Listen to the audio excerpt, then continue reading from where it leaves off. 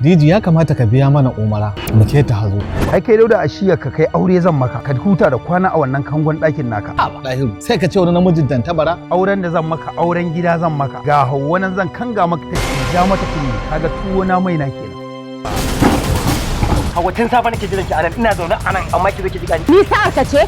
In banda abin ki to ke rigar zaki aura? Ai ba rigar zaki duba ba shi zaki duba ko? To yanzu ba tare da bata lokaci ba zan ba wa Hajiya Sirayya Madugu dama domin ku ji abin da za ta faɗa da kanta. ADM. Mutunci. ADM. Mutunci. Ina neman haɗin kanku na mu gudu tare mu tsira tare a wannan tafiya da nake neman kujerar sanata idan Allah ya bani.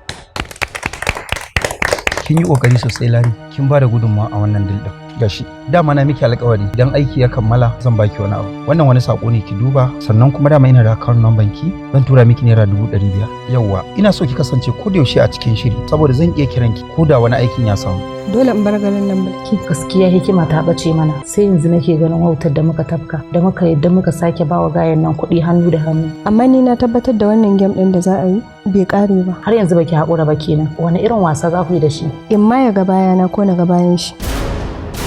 Da ni da shi dole sai ɗaya ya rayu, ɗaya kuma ya mutu.